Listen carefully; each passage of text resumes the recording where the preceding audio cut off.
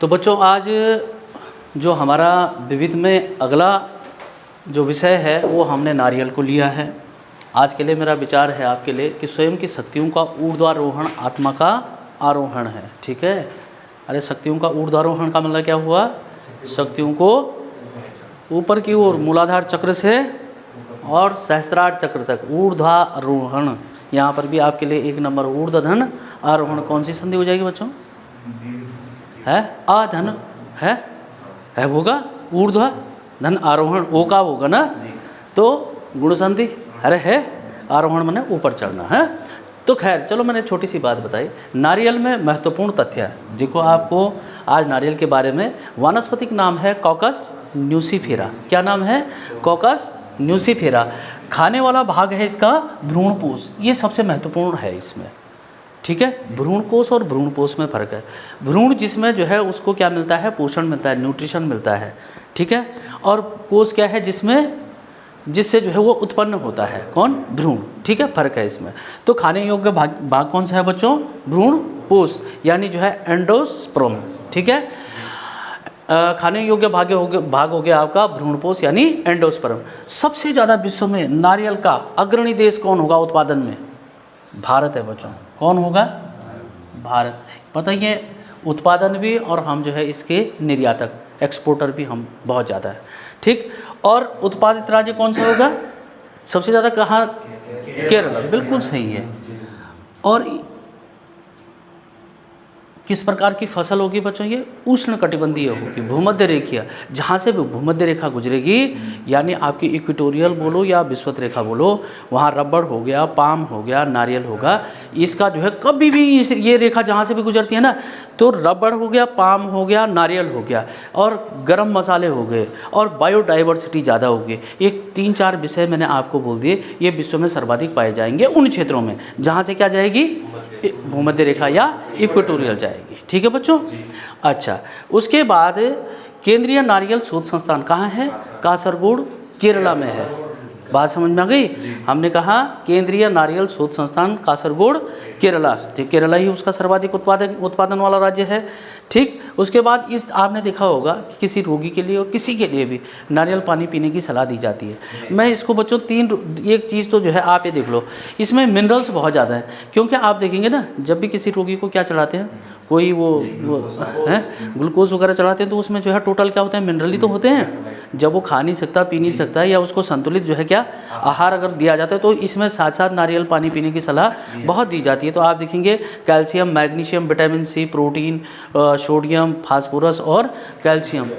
मैं इसको बच्चों तीन प्रकार से इस चीज़ को देख रहा हूँ। आप मेरी बात को ध्यानपूर्वक सुनो। नारियल पानी जैसे खनिज लवणों का बहुत बड़ा स्रोत है, वैसे ही शिमला मिर्च में भी बहुत ज़्यादा जो है क्या है? विटामिन, मिनरल्स मतलब बहुत ज़्यादा है। ठीक है, उसी प्रकार से और क्या है अंकुश? है कंडाली, जिसको जो है क्या, अरे उत्तराखंड में बिच्छू घास है ना। ठीक है, अरे नहीं है, कुमाऊँ में और कुछ बोलते हैं उसे, ना कंडाली और कुछ भी बोलते हो। ठीक है, तो उसमें भी बहुत मात्रा में मिनरल्स हैं। ये 3 चीज़ें मैंने आपको बताया। नारियल पानी हो गया, दूसरा क्या शिमला मिर्च हो गया, और तीसरा क्या कंडाली बोल दिया। बात समझ में आ गई?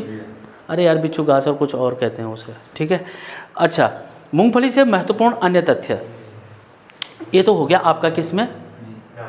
नारियल। सब ठीक है। तो उसके बाद आपको इसमें एक तो भ्रूणपोष याद रख देना बच्चों। सामान्य एग्जाम में देखो 2 चीज़ों से बात कर रहा हूँ। एक, कभी कोई भी अगर हो सकता है कल आपको ही कृषि का पेपर आप में से किसी को देना पड़े, तो उसके लिए पूरा नॉलेज हो जाएगा।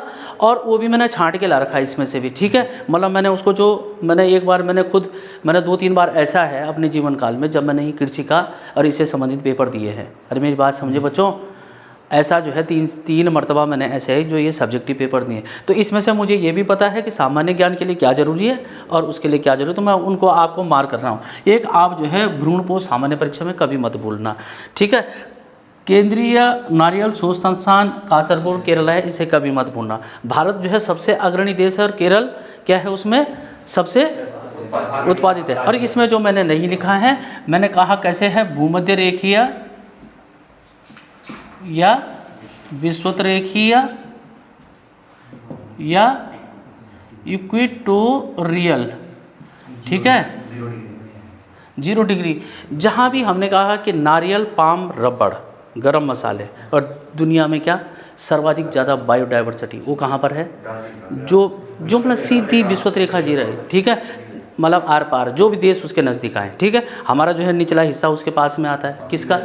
जो मतलब हमारा दक्षिण भारत है, इसीलिए वो गर्म भी है, ठीक है। अच्छा, केंद्रीय नारियल शोध संस्थान कासरगोड केरला, ये हो गया।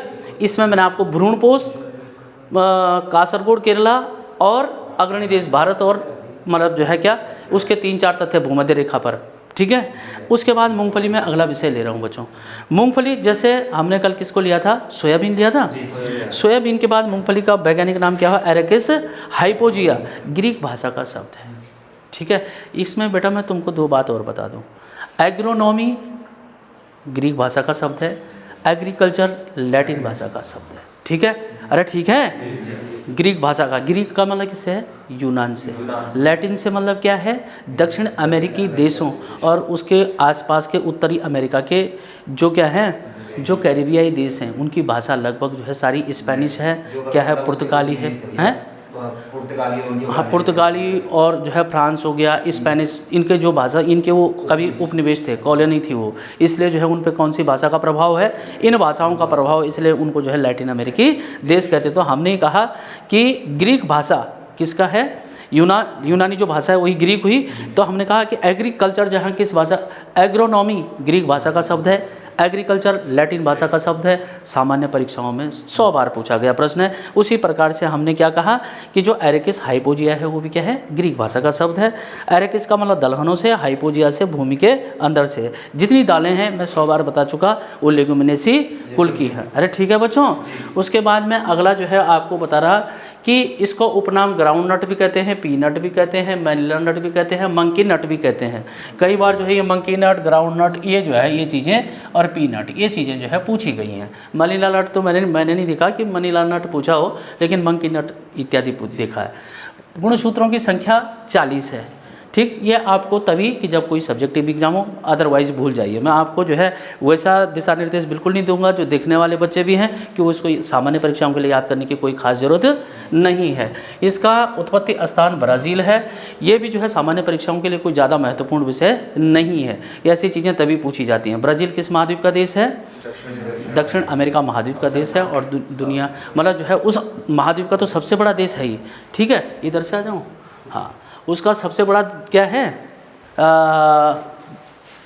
उत्तरी दक्षिण अमेरिका का सबसे बड़ा क्षेत्रफल वाला देश है, लेकिन जो है उसमें कितनवां है विश्व में? 5वां बड़ा देश है, ठीक है। और ब्राज़ील ही ऐसा देश है बच्चों जिससे उसकी जो है कितनी दोनों रेखाएं जो उससे गुजरती हैं वो गुजरती हैं, ठीक है। ये क्या क्या गुजरती है उसे देख लेना, मैं अभी उस पर ज़्यादा नहीं जा रहा।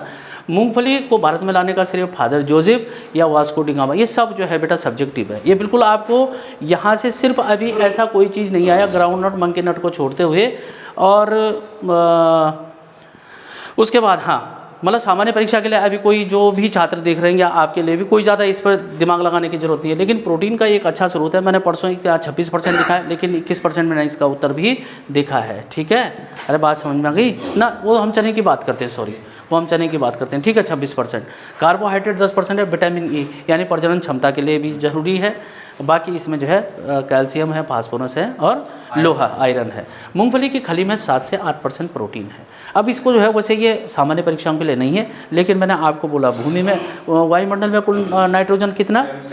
78 पॉइंट जो है समथिंग, यानी 79 के करीबन में। और हमने क्या बोला उसमें कितना था? यूरिया में 46 यार, गलत नहीं बोलो, 46। और वैसे ही जो है इसमें कितना है? क्या कहा मैंने? कहाँ गए हो? इसके उसकी खाली होती है ना, खाली समझते हैं क्या होती खाली? हाँ, तेल निकालने के बाद जो रॉ मटेरियल बचता है उसकी खाली में जो है 7 से 8% क्या होती है? नाइट्रोजन होती है। मैं तो कुछ और चीज़, हाँ ठीक है, नाइट्रोजन होती है। यहाँ पर नाइट्रोजन हमारे लिए महत्वपूर्ण इसलिए भी है बच्चों कि नाइट्रोजन का खोजकर्ता कौन है?